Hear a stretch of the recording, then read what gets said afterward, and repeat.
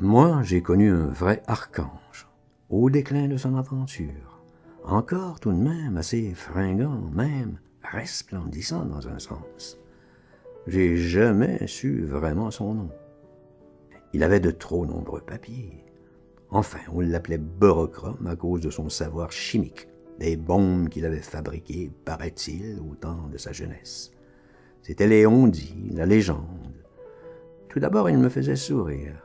Je me croyais ficelle à l'époque. Plus tard, je me suis rendu compte du poids de l'homme, de sa valeur sous des dehors incongrus, de ma propre connerie. Il jouait à ravir du piano quand il n'avait plus rien à faire. Je parle de nos petits métiers. Il était arrivé à Londres 20 ans avant moi pour occuper un job chimiste. Il devait travailler chez Vickers au laboratoire des nitrates. Il avait eu tous ses diplômes à Sofia, puis à Pétersbourg, mais il n'avait pas le sens de l'heure. Ça lui a joué un mauvais tour. Il ne pouvait pas être employé. Ensuite, il buvait vraiment trop, même pour l'Angleterre.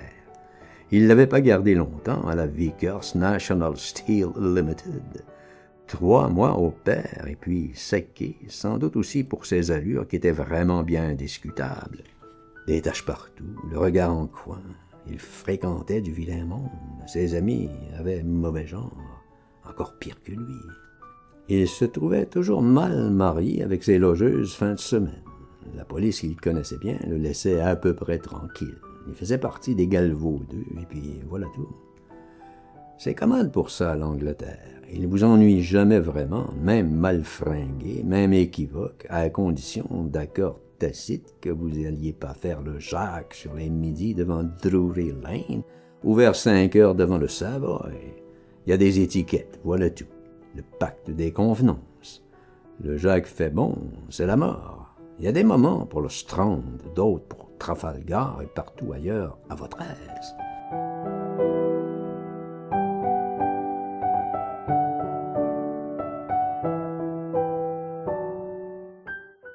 Faut connaître les roussins anglais, ils aiment pas la force ni le scandale. C'est tout fainéant comme père et mère. Il suffit de pas les provoquer, de pas les agacer en plein jour.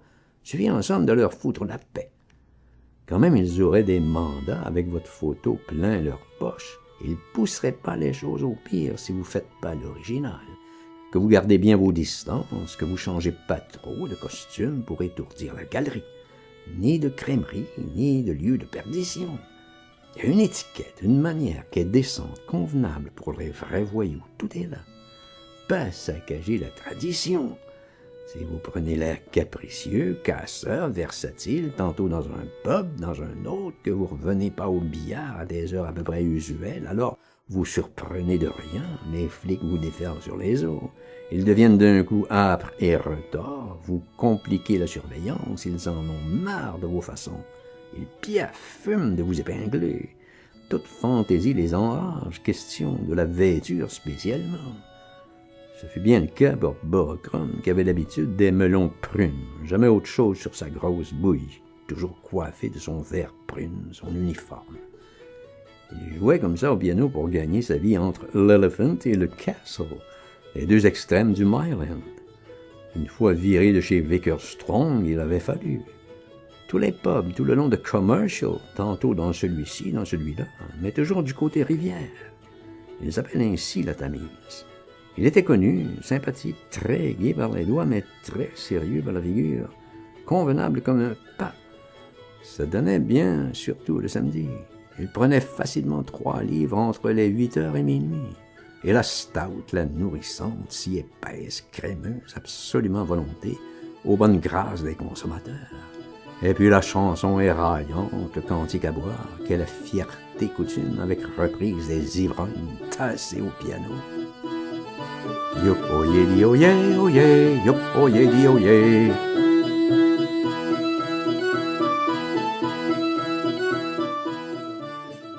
C'est les premiers mots d'anglais que j'ai su par cœur. Oye di oye. Ça faisait des échos énormes dans la rue, dans la nuit dehors, où attendaient les petits enfants, ratatinés contre la vitrine et à se raplatir les petits tarins, que leurs parents en aient fini de têter la bière. La joie, le bonheur de vivre, si sous que les bourgs entrent les sorties à grands coups de tige, qu'ils s'en aillent dégueuler ailleurs.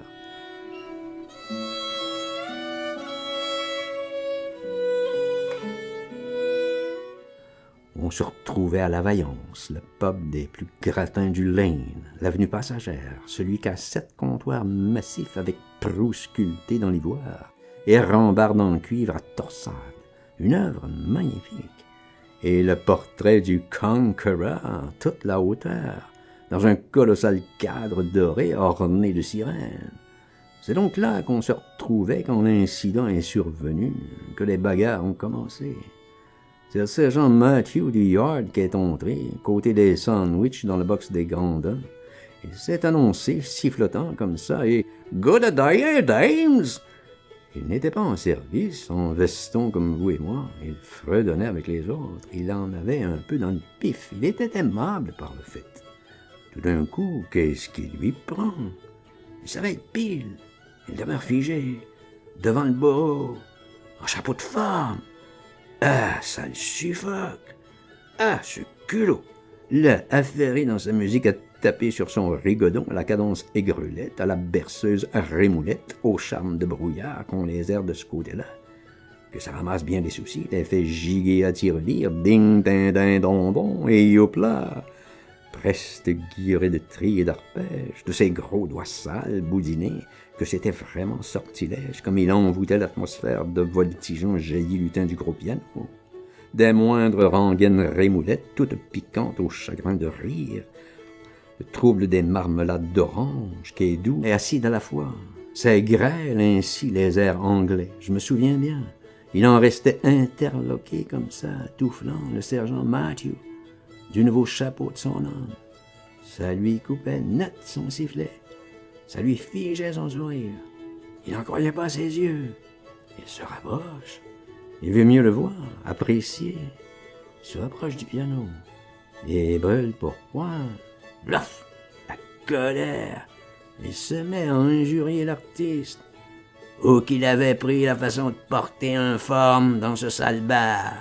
Que ça s'était jamais vu, qu'il était fou en vérité, ou donc qu'il se croyait au derby, à la chambre des lords, que c'était de l'injure et crâneur pour un étranger si pourri, un émigrant de la pire sorte, croque-note raté vagabond, que c'était d'un furieux culot de venir singer les gentlemen, que c'était à pas croire de crime qu'il allait l'embarquer s'il n'enlevait pas ça tout de suite. Et encore bien d'autres salades et toutes rouges menaces hors de lui.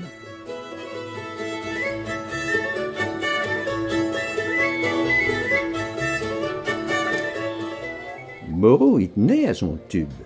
C'était un cadeau d'une personne. Sergent Matthew, au moment où il cherchait des noix, il pesait plus ses paroles. D'abord, il sortait de ses oignons. Moreau avait parfaitement le droit de se filer un sofa en coiffe, un cerf-volant, un pèse-bébé, un haut de forme à plus forte raison. Ça regardait personne que ses îles. Mais l'autre l'entendait pas ainsi. Il prenait de plus en plus la mouche. Jaillit la vive altercation. Les choses se gâtaient à mesure. Le baouf, la fièvre, ça fumait autour des alcools. Tout le bazar secoue, vogue, sursaute, tellement la foule en houle, barbe, brame, agite, conspule Matthew. Serré de près, Matthew prend peur. Je raconte les choses. Il sort son sifflet de sa petite poche. Ça déchaîne tout, c'est la ruée. Ah, faut pas qu'il siffle, pas de renfort. Mort à la police.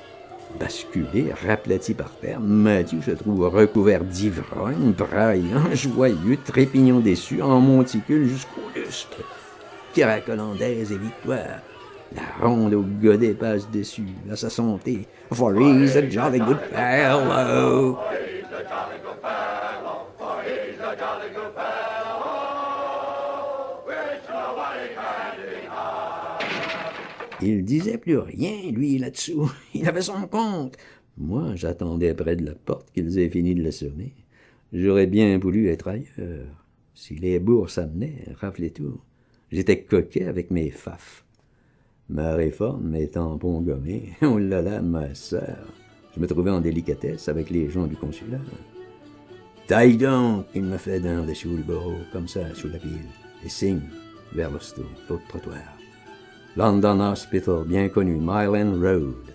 On se donnait là tous nos rambeaux. Il y avait des raisons, l'affluence qui était agréable, le va-et-vient perpétuel, impossible à surveiller, surtout vers la porte des entrants où la cohue n'arrêtait pas. Des allées et venues, jour et nuit. Tous les bus passent Mile End. Je vais donc me poster là-bas en face, juste sous le bec de gaz bleu. Il était corpulent, Borrow, mais fort agile dans les bagarres. Il avait le joint pour se dépêtrer, leste comme il voulait, sauvette, hop là là. Il est pas long à me rattraper. Un gros chat souple. Il se faufile entre les boxeurs, il traverse l'orage, la terrible tornade des Orions. Dans toutes les salles de la Vaillance, ça se tabasse atroce. Un ouragan fou. Je me rends compte d'en face. Ça crève, percute les cloisons. Le vitrail éclate, retombe en miettes, parsème la rue. Quelle trombe! Un vacarme ignoble. De quoi réveiller le lord-maire. Les femmes qui glapissent le pire et les petits-enfants dans le noir qu'attendent les chefs de famille. « Mamie! Mamie! » Ils se voient déjà orphelins. Borrow, qui m'arrive, clopinant, il a pris un jeton gros yaï en pleine rotule gauche, il saigne. On regarde son genou à la lueur.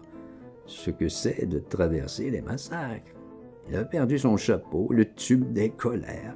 C'était bien la peine. On s'est dit qu'on n'y retournerait plus à la Vaillance. Foutu taudis, bordel à merde, même avec ses acajou, les fameux comptoirs, les torsades, oh là là, l'horreur que c'était bien l'endroit faisant, pourri criminel, où on abîmait les amis, où les flics se tenaient comme des porcs. Notre avis est sérieux.